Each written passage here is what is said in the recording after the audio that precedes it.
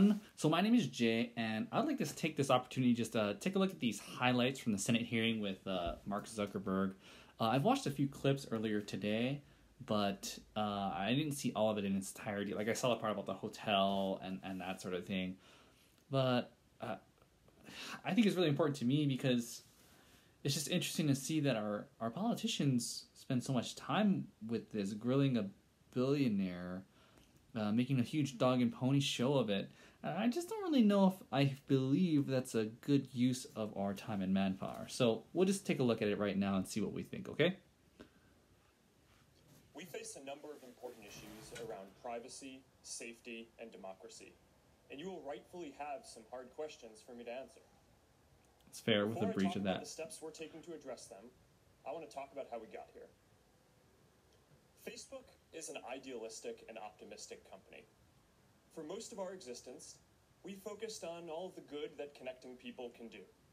And as Facebook has grown, people everywhere have gotten a powerful new tool for staying connected to the people they love, for making their voices heard, and for building communities and businesses. Just recently, we've seen the Me Too movement and the March for Our Lives organized, at least in part, on Facebook. After Hurricane Harvey, people came together to raise more than $20 million for relief.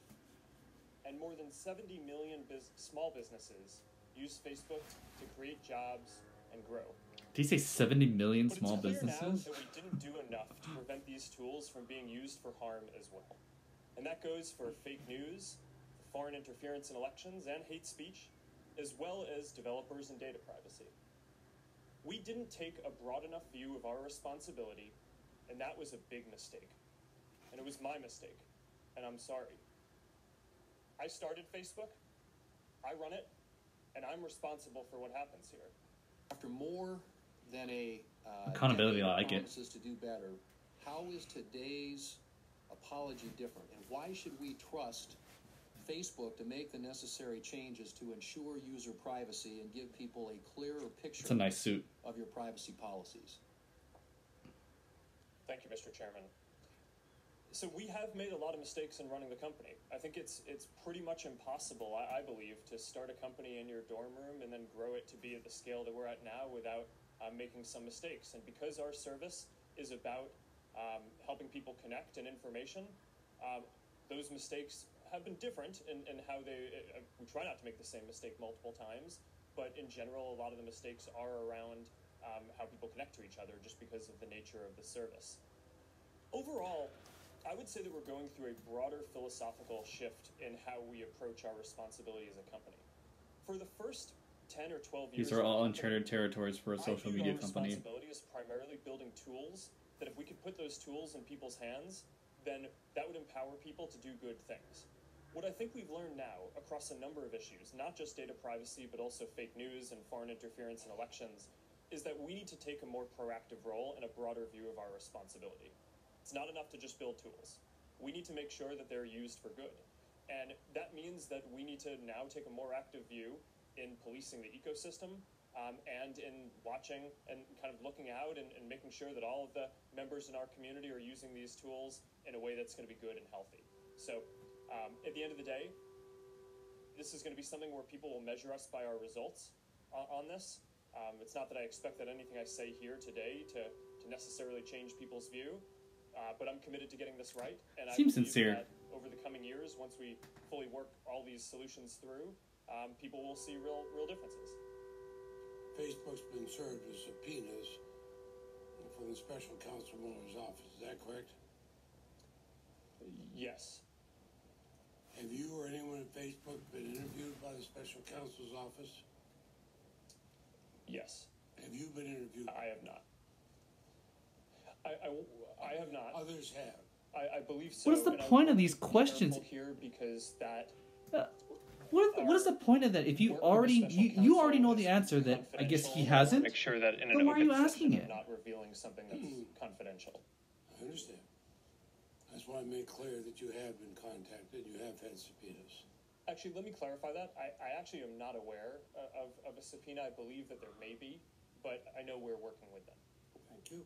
Your chief operating officer, Ms. Sandberg, suggested on the NBC Today show that Facebook users who do not want their personal information used for advertising might have to pay for that protection, pay for it. Are you actually considering having Facebook users pay for you not to use that information?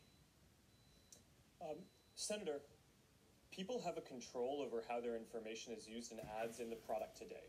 So if you want to have an experience where your ads aren't targeted using all the information that we have available, you can turn off third-party information. What we've found is that even though some people don't like ads, people really don't like ads that aren't relevant. And while there is some discomfort, for sure, with using information in making ads more relevant, the overwhelming feedback that we get from our community is that people would rather have us show relevant content there than not. That's like So marketing offer this 101. control that you're referencing. Some people use it. It's not the majority of people on Facebook. And I think that's a good level of control to offer. I think what Cheryl was saying was that in order to not run ads at all, we would still need some sort of business model. And that is your business model. So I take it that, and I use the harmless example of chocolate, but if it got into more personal thing, communicating with friends, and I want to cut it off, I'm going to have to pay you in order not to send me, using my personal information, something that I don't want. That, in essence, is what I understood Ms. Sandberg to say. Is that correct? Yes, Senator. Although, to be clear, we don't offer an option today for people to pay to not show ads. We think offering an ad-supported service is the most aligned with our mission of trying to help connect everyone in the world.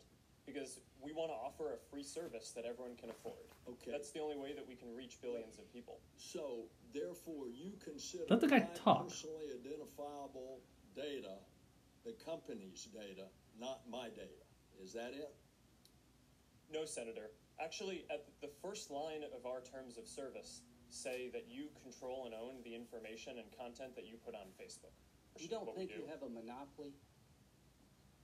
It certainly doesn't feel like that to me. Here's a question that all of us got to answer. What do we tell our constituents, given what's happened here, why we should let you self-regulate? What would you tell people in South Carolina that, given all the things we've just discovered here, it's a good idea for us to rely upon you to regulate your own business practices? It's a fair question. Well, Senator, my position is not that there should be no regulation. I think the internet is Do increasingly you embrace regulation? I think the real question, as the internet becomes more important in people's lives, is what is the right regulation, not whether there should But be or you as a company welcome regulation? Stop cutting I him think off. if it's the right regulation. then Come yeah. on, what are you Europeans trying? have it right? I think that they get things right. Have you ever submitted? That's true. So would you work with us in terms of what regulations you think are necessary in your industry? Absolutely. Okay, would you submit to us some proposed regulations? Yes, and I'll have my team follow up with you so that way we can have this discussion across the different categories where I think that this discussion needs to happen. Look forward to it.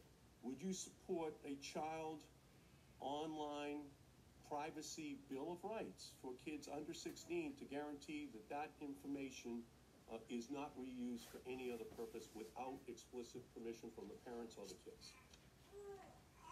Senator, I think that as a general principle, I think protecting minors and protecting their privacy is extremely important. And we do a number of things on Facebook to do that already, which I'm happy to get And I into if appreciate it. that's I'm helpful. talking about a law. I'm talking about a law. Would you support a Gosh. law to ensure that kids They're under so 16 rude. I don't have like that. this privacy bill of rights? I had this conversation with you in your office 7 years ago about this specific subject in Palo Alto. And I think that's really what the American people want to know right now. What is the protections of this? What are the protections that are going to be put on the books for their families, but especially for their children? Would you support a privacy bill of rights for kids where opt-in is the standard? Yes or no? Senator, I think that that's an important principle, and I appreciate think, that. And I think we should. Do we need a law to protect those children? That's my question. Do you believe we need a law to do so? Yes or no? Senator, I'm not sure if we need a law, but I think that this is certainly a thing that deserves a lot of discussion. I couldn't disagree with you more. We're leaving these children to the most rapacious commercial predators in the country who will exploit these children unless we absolutely have a law on the books. So overall, I don't know. To be honest, I think that a lot of time was just wasted there with this dog and pony show. I mean, if they want to start regulating social media, so be it. They'll do it on their own. Obviously, Facebook is the behemoth in the market. But to be honest, what has come of this, huh? What have we actually learned? I don't think much has been learned. Anyways, tell me your thoughts in the comments below. Tell me what you think about this. That's my compadre out there. Thank you for watching. Like, subscribe, comment, and I'll see you in the next video.